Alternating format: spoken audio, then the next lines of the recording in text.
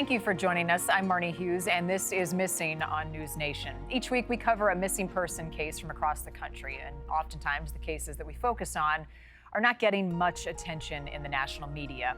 We believe that every missing person matters to their family, to their friends, and we think by sharing each of these stories together, we can help find answers. Before we get to this week's case, I do want to highlight several developing cases that we've been following. One is the search that continues for two mothers from Kansas, Veronica Butler and Jillian Kelly, both from Hogaton, Kansas. The pair disappeared Easter weekend on their way to Oklahoma to pick up kids for the holiday. They never arrived. New drone footage shows the area where their car was found abandoned along State Highway 95. Police say they do suspect foul play based on the evidence obtained from the car, but they are not releasing much else about the investigation. According to our sources on the ground, the search efforts in their disappearance appear to be lacking. We have seen no visible signs of an active large-scale search, no grid searches, canine units, or a command center. We have reached out to those close to the women, and we have been told that police have asked for family and friends not to speak to the media for the time being. Butler was in the middle of a custody battle. Even our crew on the ground there has run into some trouble trying to gather information in the case. Get out of there, and when we went to turn around to go back down this long dirt path, Road L, this big black truck with tinted windows pulled up and seemingly looked like it was going to start to block us. And our plan all along was, if we see somebody coming down the road, let's all get in the car and get out of here, which is exactly what we did, driving back towards the gas station and getting back over here to a well-lit area. That's our reporter on the ground, Laura Engel, running into some trouble as they investigate. The FBI, we also know, has now jumped on board this investigation and is assisting. If you have any information in the case of these missing moms from Oklahoma or from Kansas, contact the Oklahoma Bureau of Investigation. Police are also asking for the public's help in finding two teen girls in North Carolina. I want to show you their faces. Nehemiah Claiborne has been missing since mid-February. She is 15 years old and from Fayetteville, North Carolina. Also missing from this same area is 16-year-old Mary Aberzek. Mary was last seen on March 15th, and authorities are not saying whether or not these cases are related. However, both girls are from Cumberland County. We also have a sad update to one of our other missing cases we've been following. The body of Dylan Rounds has been recovered from a remote area in the Utah desert. Dylan was from Idaho, and he had been missing for nearly 2 years. James Brenner is now charged in Dylan's murder, and according to reports, he led police to Dylan's body. Dylan had dreams of owning land and having a farm. He had moved to the area right out of high school to pursue that dream when he was killed. Our thoughts are with his mom and the closure that now family faces in their nightmare. All right, to this week's missing case now, and the disappearance of a woman named Leona Kinsey. Here's what we know about Kinsey. She is a member of the Puyallup Indian tribe. She's a mother and she's a friend. And she was also wrapped up in some dangerous activities and some dangerous people. A known drug dealer and user herself, Leona was last seen in October of 1999. And for years, police have focused their investigation into her case on her drug dealer, who is now living in Mexico. But now, for the first time, authorities tell our missing team there is another person that they're looking into. What does justice look like after 25 years? On October 25th, 1999, Leona Kinsey walked out of her trailer home on Hall Street in La Grande, Oregon, and disappeared. Leona, a member of the Puyallup Indian tribe, left behind a pot of coffee on the stove, bananas rotting on the counter, a carton of cigarettes in the freezer, and her beloved pets in the yard. All signs she planned on coming back. Leona was involved with the drug scene. It's unfortunate, but she was heavily involved in the use and sale of methamphetamine. It's reasonable, I think, to say she got a phone call at home from somebody that she knew to meet at Albertson's parking lot. When she got to Albertson's parking lot, she vaporized at that point. Police say Leona was known to do drug deals in that parking lot. Her friend Nancy was the first to report her missing. Nancy told police that Leona had plans to meet a man that night named Juan, or John Penalamas. Police say Juan was her drug dealer with suspected ties to the Mexican cartel. There was at least one rumor around town that Leona was an informant, or that she had a drug debt, possibly to the cartel. A couple weeks before she went missing, somebody spray painted narc on the front of her home. I just want the truth. Was it a drug debt? Was she, a informant? What happened? How and why? Juan talked with police but denied harming Leona. He failed to show up later for a voluntary polygraph. Police say he was arrested on sex abuse charges in 2006, put in prison, and then deported to Mexico. Days after Leona went missing, her vehicle was found at the Albertsons parking lot. But the store manager told police it may have been moved there. Now police reveal exclusively to NewsNation that there's another person they're looking for in this case. Leona's best friend, Nancy, said that Leona got her drugs also from a person named Jose. Everybody that we talk to doesn't know who Jose is, but if he too was another drug supplier for her, it's also reasonable that he had something to do with it. And what I don't know is, did Juan and Jose know each other? Juan's ex-wife told police Juan had boasted that although he didn't kill Leona, he had somebody do it. Police, search and rescue, and cadaver dogs combed a hillside and pond about 30 miles from town. They also searched a place where Juan had sexually abused another woman, but they found nothing. Leona's daughter, Carolyn, says when she was just a little girl, she and her mom talked about how Leona wanted to be buried after she was gone. She said, I just want to go out to the woods and die naturally and let the beetles and the bugs and the coyotes feed their babies with my body. And I was just disgusted, no. Now that memory is what gives her comfort as she continues to look for her mother. She's likely on this hillside out here, according to rumor around town anyway. And there's nowhere else she'd rather be. This is beautiful mountains. Recently, the FBI was able to get proof that Juan Penalamas was alive and living in Manzanillo, Mexico.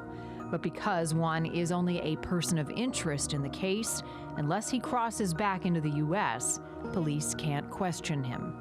If Leona's disappearance does have something to do with the Mexican cartel, that is very problematic for me. They do horrific things to make people disappear, like put them in acid vats and liquefy their body and flush them down the drain. But authorities say that time may ease people's fears about coming forward. That's what gives police and Leona's daughter hope. I miss her very much, and I'm ready for her to come home, and I'm ready for justice, and I'm ready to send her on her journey in a good way. So the question is, what happened to Leona Kinsey? It's been 25 years since her disappearance, but her family is not giving up hope. And we've seen cases get solved, answers come to light, and closure for families even after all of this time. Joining me now is Caroline DeFord. She is Leona's daughter. Thank you for being with us and participating. You're your mom's voice now. I'm wondering how old you were when your mom vanished. I was only 25 years old.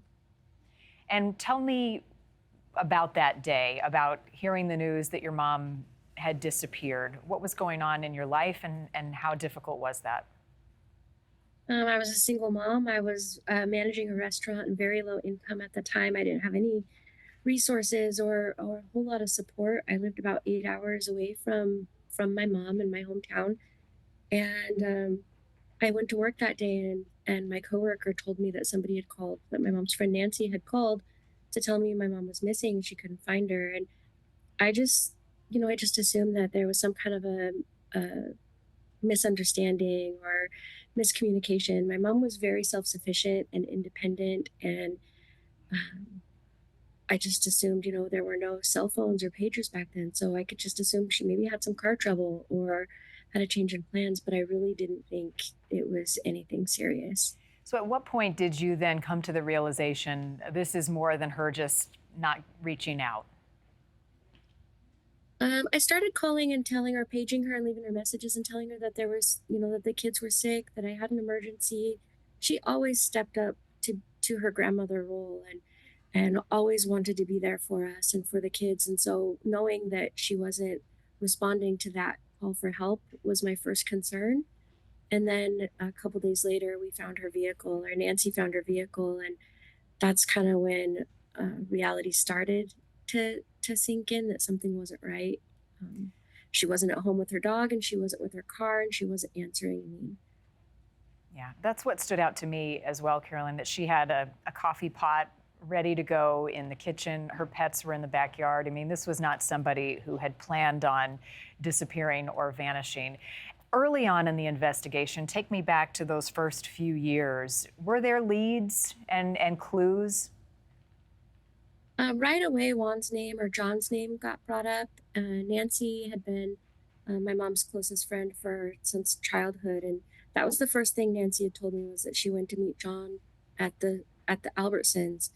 Um, I guess that was really all we had. The only real clue we had. Her purse was left behind, so kind of what that tells me is that maybe she was in a hurry, that she didn't get a choice to leave her home. She wouldn't go anywhere without her purse. She had to have her glasses. Um, she had to have, there was medicine and checkbook and money and things in her purse that she just wouldn't leave without. So that was kind of an indicator, that maybe it happened at home. Yeah. And Uh, now, a couple decades later, Carolyn, and word that police are at least acting on the theory that the cartel is involved. Is that something that you had suspected? I would word it differently, just from my perspective as her daughter, not so much that my mom was involved with the cartel as my mom was a victim of the cartel. Yeah. Um, but I didn't know anything about Juan or my mom's circle of friends or anything like that. So that didn't really come up for me until several years later when somebody said Juan had told her, "I'll do you like I did Leona." And this lady knew that Juan had some involvement with the cartel or Mexican mafia, is what she had said. It is chilling to hear that lieutenant talk about what we all know the Mexican cartel is capable of. How has that added to the challenge of not only looking for your mom, but getting the word out about her? Are you concerned about or fearful at all for your own safety as you try to find answers around your mom's disappearance? I have been. For the first probably 18 years, I was very afraid to have use my voice for her for a lot because I was afraid Juan would do me like he did Leona. Um, I didn't have anything other than a kind of an underlying fear of it, but I think um, the big part is how that sounds, like how my mom's lifestyle sounds, doesn't portray her. These was a situation that she was in, and that doesn't define her personality or the love and compassion and generosity that she gave to her friends and family and community. Um, it was, there's a lot more to her than what happened to her. Yeah. And you changed your strategy in how you continue to look for her as a result of being her voice and being part of her legacy. Tell us more about your mom as a mother, as a grandmother, what you remember, the memories that make you smile. Gosh, my mom was funny. She was witty and funny and had a really silly sense of humor and would do little things just to lighten the room or make people laugh. She was unbelievably generous and was always giving from what we had in our cupboard or in our, in our resources to people who needed things. And she was compassionate and had empathy and understanding. And she always told me not to judge a book by by its cover, that there's more to people than we can see on the outside, and just to be understanding. And she was so resourceful. She had a unique way of looking um, at the world and being able to kind of, I mean, growing up in poverty, being able to make ends meet and be resourceful with resources and the things that we had, and take care of them. And I guess she just really enforced in me to have to be aware of what we have and what we're lucky to have, and how blessed we are to have food to put on the table or a roof to put over our heads, because people don't. And she was just so kind, you know, and that gets lost in this narrative that she was she would go above and beyond for anybody, especially, you know, our elders and people, you know, older grandmas and aunties in our community that she looked up to and tried to help as much as she could. Well, she sounds like a beautiful person. Final question for you, Carolyn, and it's about justice. What does justice look like for you? What does closure look like for you in the search for answers?